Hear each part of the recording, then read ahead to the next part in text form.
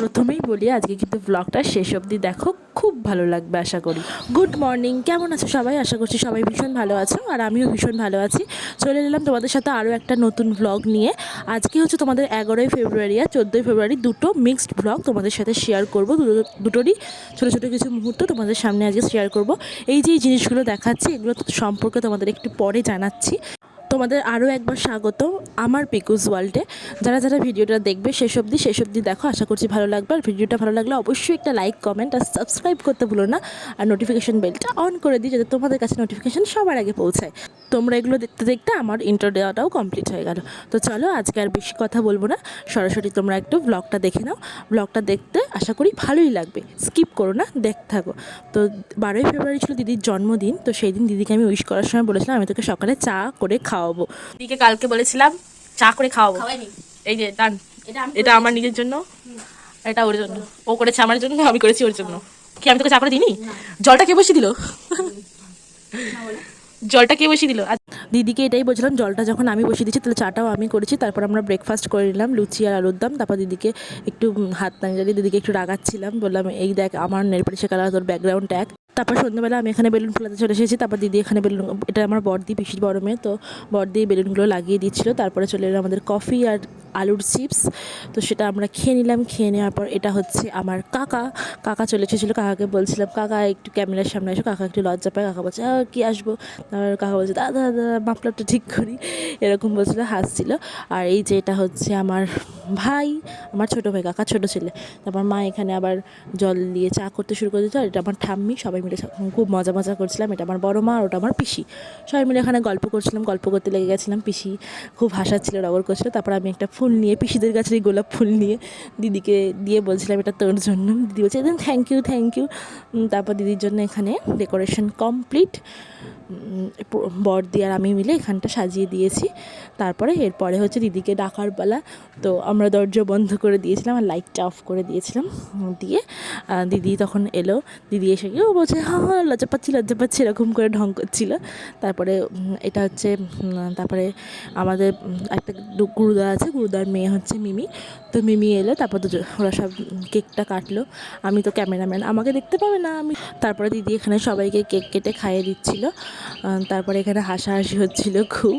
তারপরে মা বলল যে পায়েস খাইয়ে দিই দিদিকে। তো মা এখানে দিদিকে পায়েস খাচ্ছিলো, যেখানে আমাদের বাঙালিদের শ্রেষ্ঠ নিয়ম। তো তারপরে এখানে পিসি চলে এসেছিলো সাঁড়াশি ওই ম্যাজিক মোমবাতিগুলোকে তুলতে, তাই হাসাহাসি হচ্ছিলো। তারপরে বাবা এখানে পায়েস খাইয়ে দিল। তারপরে সবাই একে একে ওকে খাইয়ে দিচ্ছে, গিফট দিচ্ছে। ওর তো ভীষণ আনন্দ, কেউ টাকা দিচ্ছে, কেউ গিফট দিচ্ছে। পিঙ্কের পরের দিন আর বাড়ি যায়নি। পিসি বললো এখানেই থাক, দোলনের যখন জন্মদিন আছে, মানে দিদির নাম দোলন ডাক নাম। তো পিসির বাড়িতেই একটু ছোট্ট করে সেলিব্রেট হয়েছে, কাউকে সেভাবে বলা হয়নি, শুধু পিসি আর আমরাই ছিলাম। আর হচ্ছে আমার কাকা তো রোজই আসে পিসির বাড়িতে। দিদির আশীর্বাদ হয়নি কারণ অসৎ ছিল, আর পিসিদের 1 মাস হয়নি, তাই জন্য। তারপর আমি এখানে ভাই আর আমি মিলে একটু খুনসুটি করছিলাম। তো চলে গেলাম আমাদের নেক্সট ব্লগে। 14ই ফেব্রুয়ারি, দেখো এটা হচ্ছে 14ই ফেব্রুয়ারির সকালবেলা। তখন বাজে প্রায় 11:30টার মতো। আমি বোনকে নিয়ে এসেছিলাম বোনের স্কুল, মানে আমারও স্কুল এটা। আমার স্কুলে আমার বোন, মানে আমার মামার মেয়ে পড়ছে। তো ও ক্লাস 5-এ উঠলে এবার। তো এইখানেই বোন পড়ে, এই রাজলক্ষ্মীতেই, রথতলা রাজলক্ষ্মী বালিকা বিদ্যা মন্দিরেই। অনেক দিন পর নিজের স্কুল, একটা আলাদাই ইমোশন কাজ করছিল। তো এবারে পুজোর মেন আকর্ষণ হচ্ছে মহিলা পুরোহিত, তার পাশাপাশি হচ্ছে চন্দ্রযান থিমে পুজো। তো চলো তোমাদের একটু এক্সিবিশন রুমটা ঘুরিয়ে দেখাই, তাহলে তোমরা আরও বুঝতে পারবে যে কত সুন্দর অ্যারেঞ্জমেন্ট এরা করেছে। তো দেখো এখানে প্রত্যেকটা জিনিসই খুব সুন্দর এবং খুব নিখুঁত হাতের কাজ। কেউ মাটির থালার ওপর, কেউ প্রদীপের ওপর, কেউ ঘটের ওপর, কেউ আবার আর্ট পেপার, কেউ আবার শোলা দিয়ে মডেলও তৈরি করেছে।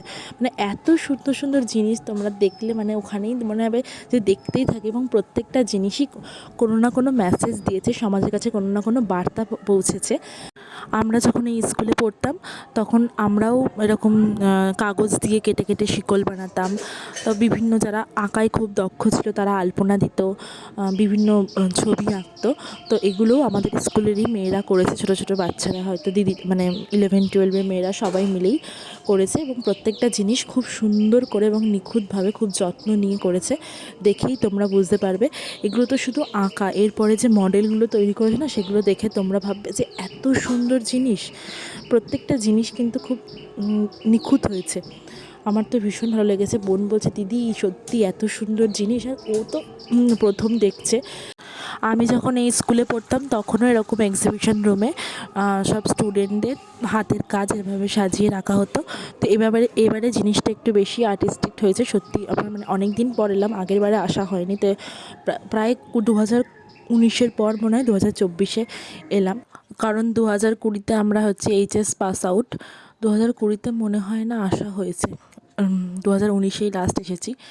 তখন সরস্বতী পুজো নিয়ে 1 মাস আগে থেকেই একটা আলাদা এক্সাইটমেন্ট কাজ করতো, কারণ অন্য স্কুলে আমরা কার্ড নিয়ে নিমন্ত্রণ করতে যেতাম 4-5 জন গ্রুপ করে।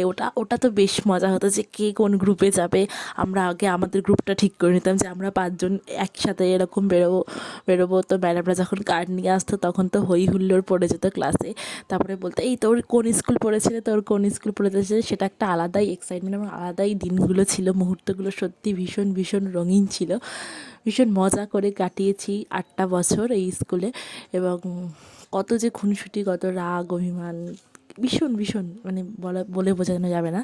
তো এই জিনিসটা দেখো, এই জিনিসটা হচ্ছে মস্তিষ্কের বিভিন্ন অংশের অবস্থান। এখানে একটা ক্লে দিয়ে, মেবি এটা ক্লে দিয়ে মডেলিং করেছে, ক্লে দিয়ে বানিয়েছে জিনিসটা।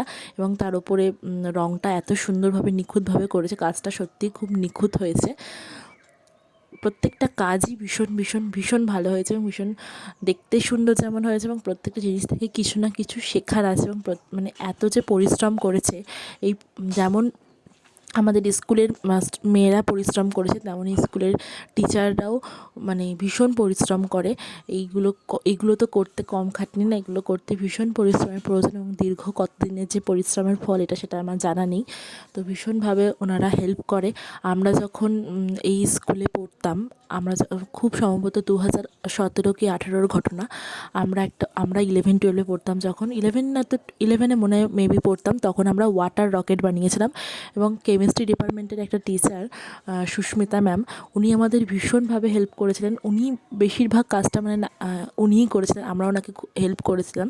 এবং খুব মজা করে আমরা সেই কাজটা করেছিলাম, এবং খুব মজা করে আমরা ট্রেনে করে একসাথে গিয়ে কলকাতার কোনো একটা জায়গায় গিয়েছিলাম, আমার ঠিক মনে পড়ছে না। ওয়াটার রকেট বানানোর জন্য আমি আমার বাড়ি থেকে সাইকেল পাম্প দেওয়ার পাম্পার নিয়ে গেছিলাম। তো এরকমভাবে ভীষণ মজা হয়েছে। এবার তোমাদেরকে যে দুটো জিনিস দেখাবো, এটা হচ্ছে খুব ইন্টারেস্টিং। দেখো, যেটা আমি হাতে নিয়ে দেখছি, এই গ্যাজেটটার নাম হচ্ছে ক্যালাইডোস্কোপ। এটি একটি অপটিক্যাল যন্ত্র।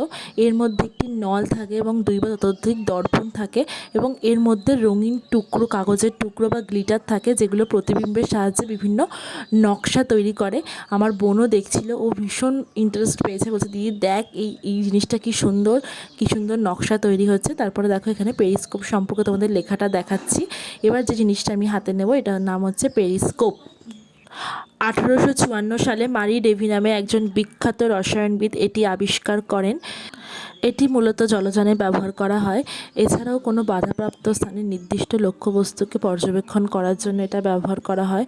ধরো কোনো জায়গায় খেলা হচ্ছে এবং সেখানে প্রচণ্ড ভিড়, তুমি খেলাটা দেখতে পাচ্ছ না, তখন এই পেরিস্কোপের সাহায্যে তুমি কিন্তু খেলার দৃশ্যটা দেখতে পাবে।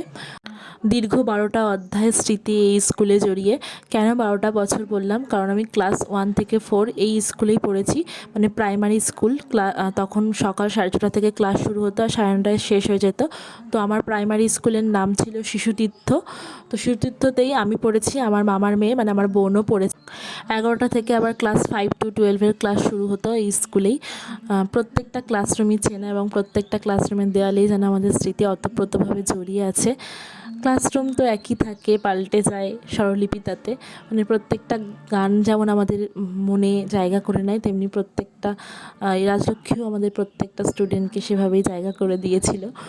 তো ভীষণ ভালো লাগার একটা জায়গা। এইভাবেই দেখো, এটা হচ্ছে আমাদের পুরো স্কুল। আমাদের পুরো স্কুলের বাইরেটা। এই ব্যালকনি দিয়ে একদিন কত ছোটাছুটি করতাম, একসাথে মানে টিফিন খেতাম, মাঠে দৌড়াদৌড়ি করতাম, কবাডি খেলতাম, বিভিন্ন বিভিন্ন মজার খেলা খেলতাম। তারপর টিফিন শেষ হলে দৌড়ে দৌড়ে দৌড়ে দৌড়ে আগে ক্লাসরুমে পৌঁছাতাম। ভীষণ মজা করেছি। চলো এবার বাড়ি ফিরি। তো এখানে আমরা ফিরে গেছি, বোন এখানে ফল কেটেছে, তো মামি বলছে দেখ বোনকে দেখে শেখ। তারপর আমিও চটজলদি তৈরি হয়ে নিলাম কলেজে যাবো বলে। কলেজ আমাদের শেষ হয়ে গেছে, কিন্তু ওই যে একটা চল একটু ঘুরে আসি, আমি আর আমার বান্ধবী মিলে গেছিলাম একটু কলেজে শাড়ি পরে। শাড়ি পরাটা মেন উদ্দেশ্য, শাড়ি পরে একটু কোথায় যাব না, কলেজেই যাই, কোথাও আর যাইনি, কলেজেই ছিলাম। তারপর ওখানে একটু ছবি তুলে একটু রিলস করে চলে এলাম। এভাবেই কাটলো আমাদের 14ই ফেব্রুয়ারি। তো তোমাদের কেমন কেটেছে বলো, আর নিচের কমেন্ট বক্সে কমেন্ট করে জানিও। আর ভিডিওটা ভালো লাগলে অবশ্যই একটা লাইক, কমেন্ট আর শেয়ার করে দিও, আর সাবস্ক্রাইবটা করে দাও please please please please please. চলো টাটা, দেখা হবে আবার একটা নতুন ব্লগে।